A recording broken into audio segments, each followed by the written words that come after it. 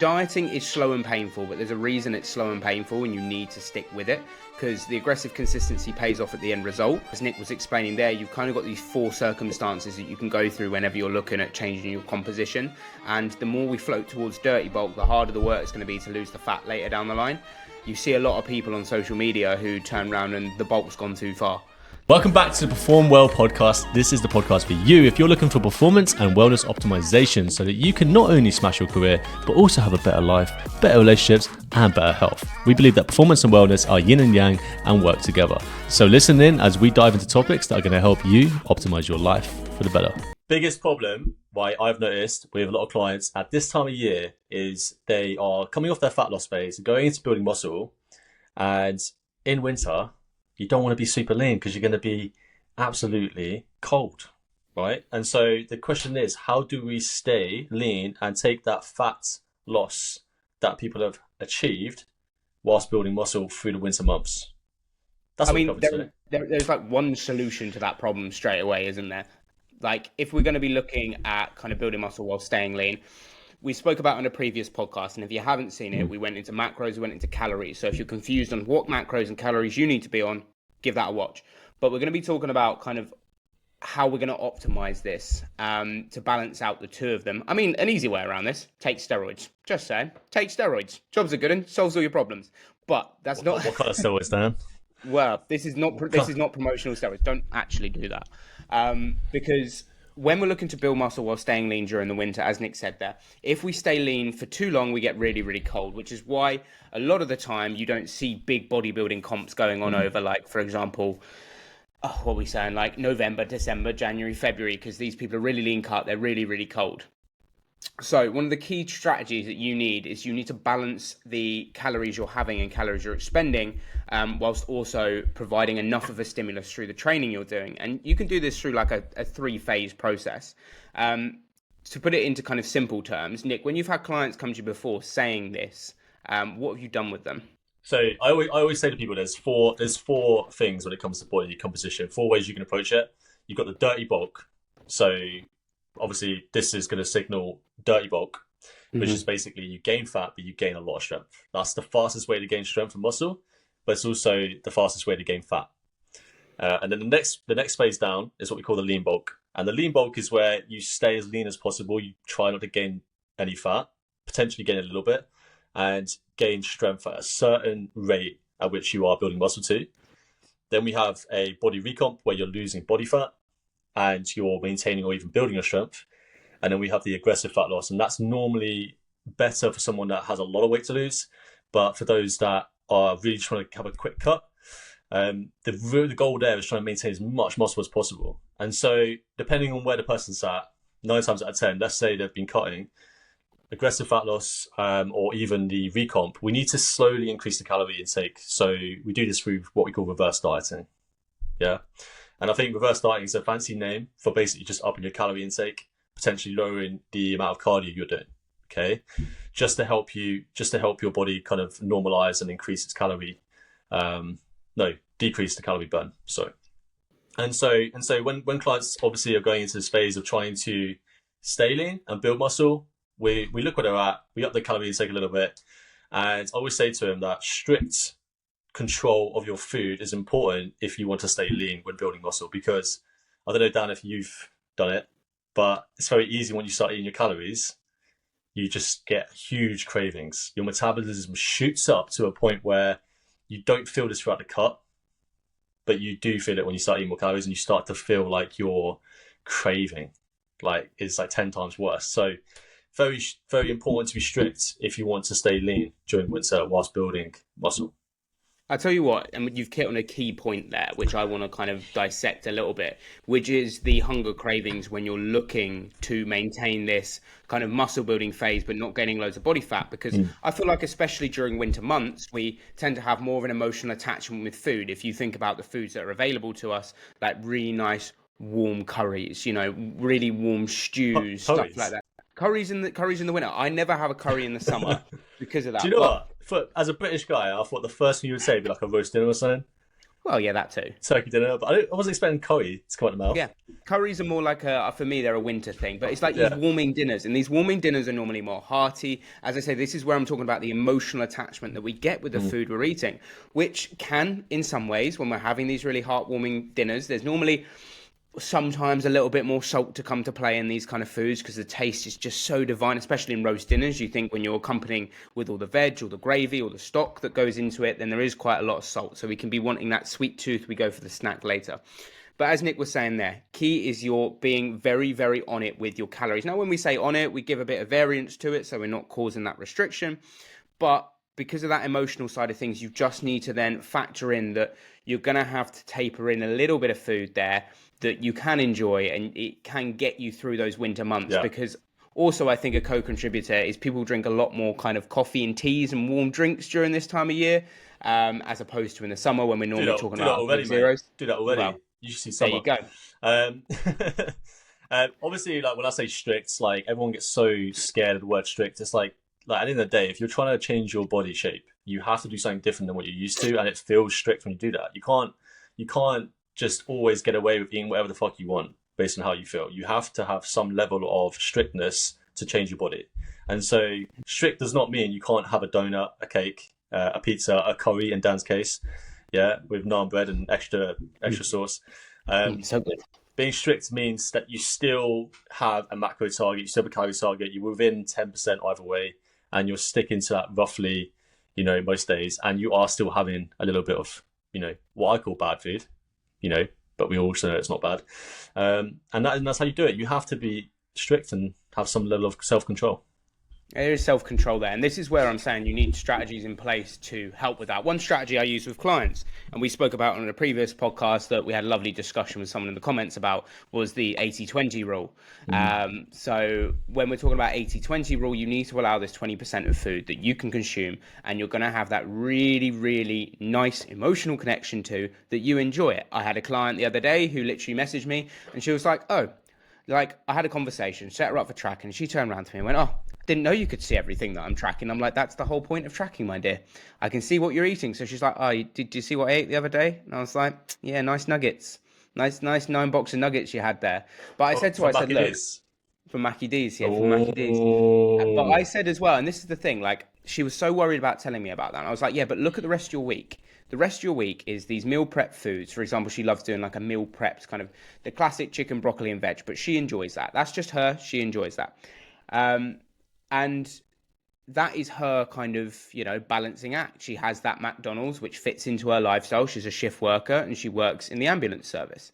So she has to factor that in and fit it in. And so do other people. But I think we get so engrossed into this perfect diet, this perfect world. This has to be spot on. And actually, Nick probably does this himself. But sometimes you just need to create that diet around your lifestyle and just take a couple of things out. Like for me, if I'm on a cut, I take out having my bagel with banana. That's just kind of my supercharger that gets me up to my maintenance calories, gives me a little bit of a high energy snack towards the back end of the day. And I like to say gives me a bit of electricity.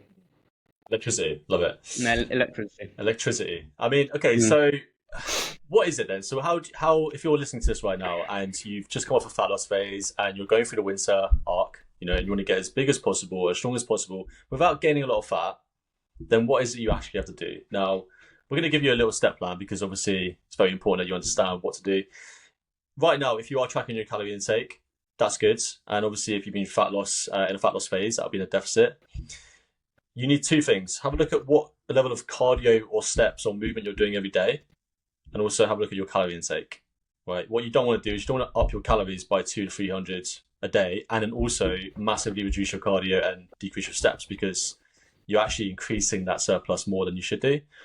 And also, you've got to realize that your body has stabilized. Let's say you've been cutting for about a month to 2 months or more. Your body is stabilized and your metabolism's dropped a little bit to that new baseline. So there'll also be a amount of calories to play with there that you need to also be aware of. So your most important thing is to still track your macros as if you were cutting, except this time you're going to increase your calorie intake by a small margin. Now, 200, I would say in most cases is a nice, significant amount of increase that you can start to see the positive effects of increasing your calories without adding too much fat. However, it can be different for everyone. Dan, what's your experience, man? Because I know everyone's different. I mean, when I've come out of a fat loss phase, yes, it is about tapering calories really, really slowly. And I sometimes with clients, I'll do 100 calories a week because I think 100 calories a week is pretty easy, pretty easily attainable. So you can slowly build it back up to where your maintenance was before. And then again, if you're looking at building that muscle, you are going to have to look at being in a little bit of a surplus. But again, please, when people undulate between diets, I feel like we get really, really, high strung about jumping into a big calorie surplus, jumping into a big calorie deficit without just staggering it and doing it slowly. The body is a wonderful thing, but it needs time to adapt and think what it's doing. Much like when you're training, your body needs time to adapt to the stimulus you're giving it when you're training it. So please just stagger your calories. 100 to 200 a week is fine. It depends what your calorie total is, your calorie budget is. Say yours is about 3,000, I think increasing by 200 would be fine. But if yours is around the 2,000 mark, 100 is probably more of a correct figure to go for, because at the end of the day, it's also equating to the total number of calories that you need to function as a human being. And bigger people are going to need more calories, so bigger increases are more normal. But when it comes to also then building muscle during this phase, we do have to factor in training too, because you're not going to build muscle if you're not getting the stimulus from the training that you're doing. And I think in deficits, a lot of the time we can find that performance and strength do stagger a little bit. They do slow down because we're not feeding, we're not fueling, we're not building the adequate amount of energy into our system that we need to do the session. But when we start to come out of that, you're going to see this little pop in strength as long as you stay consistent with it. Now, when we have done it with clients before, I've had people come out of fat loss phases and they've really wanted to accelerate their progress quickly. But the body isn't accustomed to this rapid gain in calories, so we start storing a lot more as fat. And that's not what you want to do, because as you've tried so hard to cut the fat, I think one of the worst sensations you can have is coming back onto it. And I like to almost think about it like filling up a tank of petrol in a car. Because when you're filling up your tank of petrol, you will fill it up to a point where the nozzle clicks and it won't fill up anymore. However, if we think about it, if we start to overfill the calories in that tank of petrol, what ends up happening is that all the petrol spills out into the inner workings of the car. And we like to call this a bit of visceral fat at that point in time, because the car is not designed to take that excess amount of calories in at that point in time. So this is where staggering calories is really beneficial, and just monitoring them to know where that exact point is. And then let's think of it more on a human side. As soon as the stomach, as soon as the internal workings build up again back to the calories, it's going to utilize them better. And I'll tell you a little quick story about when I was bodybuilding. Apologies for interrupting the podcast. We know you're getting fully engrossed into this episode, and we really appreciate you stopping on the video on YouTube or on Spotify if you found us through one of the search pages. Make sure to leave a review and a subscription if you haven't already. But we just wanted to interject a point here that me and Nick have 15 years of coaching experience between us, and it's only getting better as we've got better guests on the podcast. The only way we can do that, though, is with the growth of our program that we've just released. We've got a 12-month Perform Well program, which has just dropped, and we'd love you guys to get involved in it. If you want to know more details, make sure to head to the description, as we've got our website in there, which can give you a full overlay of the program. We're looking to help career-driven professionals, entrepreneurs, small business owners, and anyone dominate their life by improving their lifestyle. Me and Nick like to claim ourselves as experts in this area, and if you want to check out some of our other transformations, I'm sure you do. We've got some amazing people who have performed so well off the back of this program. Have a cracking day, and we really appreciate your time. Let's get back to the podcast.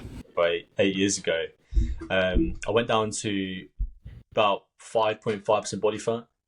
At the time, the caliper said 4.8, but I looked about 5.5, and I immediately started eating more calories as soon as my competition ended, because obviously the cravings are ridiculous at that level of body fat. You start to get those cravings below 12 anyway, but when you get down below 6, it's ridiculous. And I remember just eating whatever I wanted after that bodybuilding show, because I was like, I've done the cut now. I can now just start going back to normal life. Now, I thought normal life was just eating whatever I want. It's not normal. It's actually really bad. But I gained 4% of body fat in 1 week. I went up to just below 10, so 9.5% in 1 week. And then obviously then I gained another 3% in another week, and then 2%. That's because I didn't fucking track. It's ridiculous. And if you've done this hard work to cut down to that level, why would you mess it up? Why would you just suddenly go the complete opposite and not track anything and just eat whatever you want and get fat again, or fatter again? I was going to say 12%. I wouldn't quite go down the line of saying that's fat. Exactly. Jesus. I just don't see the point. I don't see what people's where people's heads are at when they They do all this work just to go back. It's like, guys, stop it. Like, you need someone to just slap you on the face and tell you to control yourself. Yeah, control yourself. Dieting is slow and painful, but there's a reason it's slow and painful, and you need to stick with it because the aggressive consistency pays off at the end result. If we, as Nick was explaining there, you've kind of got these 4 circumstances that you can go through whenever you're looking at changing your composition. And the more we float towards dirty bulk, the harder the work is going to be to lose the fat later down the line. You see a lot of people on social media who turn around and the bulk's gone too far. Like they've just spent way too much time in a bulk. It's not, look, I don't want to call out a specific group of people, but it tends to be male powerlifters, male bodybuilders that are on steroids. They think dirty. All they're thinking about is I want the most amount of strength, the most amount of muscle mass as possible. For that to happen, dirty bulking can help you because you are building the most amount of muscle and strength in the shortest amount of time. You're also gaining artery clogging, fat levels, cholesterol levels, and everything else, and it makes you feel really shit. I don't know if you've dirty bulked. Oh yeah, mate. 100%. I don't know if you you probably remember my potato time. I called it potato time when I was powerlifting, and I went from when I started Pure Gym, I was 87, and then by the time I'd finished my bulk, I was 103. That's nuts. See, I went from 75 kilo to 115. There you go. Yeah, see, that's the thing. Just fucking ridiculous, isn't it?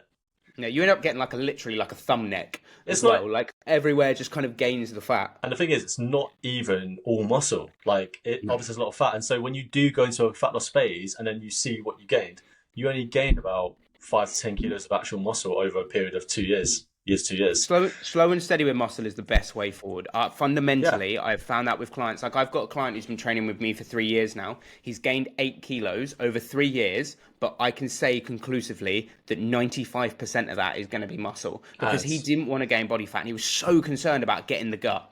And let's say this as well. Obviously, there's the hormonal impacts of increased fat levels as well. Big one for guys in general is the estrogen levels. Like, if your body fat is too high, and I'm saying too high can be anything above 14 to 16%. Like that's just on a healthy level, yeah. But obviously, there's people out there that are 25, 30%, etc. Like your fat cells, like keep it really bro science, yeah. The more fat you have in your body, the higher estrogen you're going to have in general, all right. Which means you're also going to have a lowered testosterone level. Testosterone is that hormone that keeps you lean, keeps you strong, keeps you mean, all right. In terms of that vitality, you know, that if you're a 40-year-old man and you're wondering where that oomph has gone in your life, that zest that you had when you were in your 20, that's probably it. Testosterone. And it declines naturally as you get older, but there's no way by 40 years old it should be completely obliterated. It's because you're overweight. It's because you're not doing enough. So very important to stay lean for that purpose. The leaner you are, the better to a certain degree. And I don't know the exact body fat percentage on this, but I'd say 12% is like what we'd call the lower like healthy range. You go below that, there is actually a detriment as well to testosterone. Like there is a level. Everyone's a little bit different. But what would you consider a healthy range actually? What would you say the lower limit is and the high limit is? If we're talking just the bro science healthy. Okay, so again, it's going to be different for males and females, and I want to make that apparently clear to start with. Females are always going to hold a higher body fat percentage than males are. You've got more places to store it naturally on the body, and secondly, it's more for obviously baby making reasons. Where those places done? Where those places? Normally, you've got them in the breasts. Breasts are one of the most common places. Ladies hold a lot of fat around their lower thighs and around their abdomen compared to blokes. Yeah, I like that. Very scientific explanation. Breasts. I like it. Breasts. Yeah, breasts, of course. You know, I'm going to keep saying breasts now. What do you call the glutes? Do you call it glutes? Booty. No. Okay, there we go. No, but there's a lot of fat stored there. So for a bloke, if we're saying a bloke in body fat percentages, I got down to 13.1 was the lowest, and that was using the scanners that we used when we went to the fitness expo we went to. Yeah. And I think your lower end, I agree with you that about 12% is probably the bottom end of your healthy range. But then you've got people who are naturally quite lean, so it becomes accustomed to what the person is. Now, can I just flip it very quickly to where the ladies are? Ladies, I say your bottom end is about kind of 20%, to be brutally honest. I think anything sub 20 is low. Like, the hormonal implications on women, I would say, are more prevalent when they've gone into a really heavy fat loss phase and cut down for stuff like stages and shows than it is on men, especially that they're going to be going through menstrual cycles regularly, whereas we won't. Yeah. The upper end of that, I'd say if your body fat percentage is anything over about 25% as a bloke, you might want to start consider this is crazy, man. Okay, look, guys, I've Googled searched this. All right, don't kill me. This is not necessarily gonna be. Google. I'm not saying this is a peer-reviewed study. That's a meta-analysis or anything like that. However, it's saying that a healthy body fat range for a woman 20 to 29 years old is 16 to 24%. So it kind of fits within that 20% range. And then for males, it's between 10 to 14%. Wow, 10 to 14% is healthy. 10% is low, isn't it? 14's low. In fact, no, 7 to 17%. So I misread that. I was going to say 14 is low. 7%, I'm sorry, is not a healthy range. I have, as soon as I went below 10%, like, I could feel the effect on my body. It was different. And I'm not saying that I felt any better. I actually felt a little bit worse. All right, and it gets worse as you get lower. But yeah, 12% as a man. That's a healthy range. But obviously, if you want a six pack, 12% tends to be the point where you see most of that six pack come through as a man, and as a woman between 16 to 18%. This is different, obviously. Like, I can have a six pack at 18%. Makes no sense. Just because I'm a large being, it stretches out over my skin differently, more visceral fat than the average person, which is not a good thing, by the way. But six pack normally comes around in that healthy range, or in the case of like at least a flat pack, where you start to see the line. When you get to below 10% as a man and below 16% as a female, you start to see those lines coming a bit deeper. So if you're looking for an actual six pack that you see on social media that other people have, just think for a second. They're lower than the healthy range 9 times out of 10. Here's a speculative question for you to kind of round off the podcast. Do you think the six pack is going out of fashion? No, hell no. Everyone loves a six pack. Well, okay, all right. A six pack, like let's say, who's that unfortunate influencer that died last year? The guy who did the chest thing, and it was like doing that. Oh, Joe. Aesthetics. Joe Aesthetics, that guy. Yeah. Obviously, like his level of six pack is ridiculous.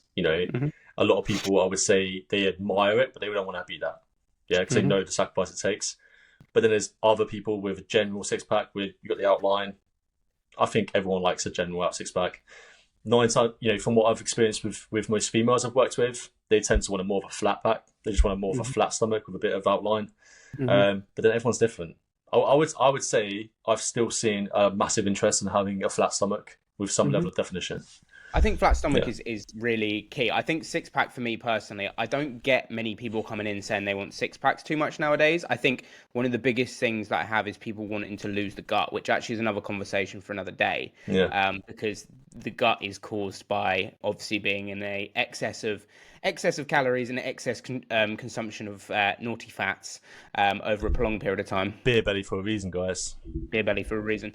But it's very common in people over the age of 30, and that's a conversation I think is something we can address on the podcast, and you guys want us to go into that, then we are more than happy. So a little kind of brief summary for everyone who's listening and watching as well. If you are looking to stay lean but still build muscle this winter in your winter arc, then make sure that you're putting yourself in a little bit of a surplus. And if you're coming out of a fat loss phase, stagger your calories really slowly. We're talking 100 to 200 per week, depending on your total calorie consumption or limit per day. Just have a look into that, take it slowly. If you need any help, any tips, then me and Nick are always here. Drop your comments, drop your questions. We appreciate everyone who engages on the podcast, and we're on the road to 100 subs. So if you could drop a little sub, drop a little like. Yeah, and just to round it off as well, I just want to mention, obviously, everyone listening is on YouTube and Spotify. Like, follow us on Instagram.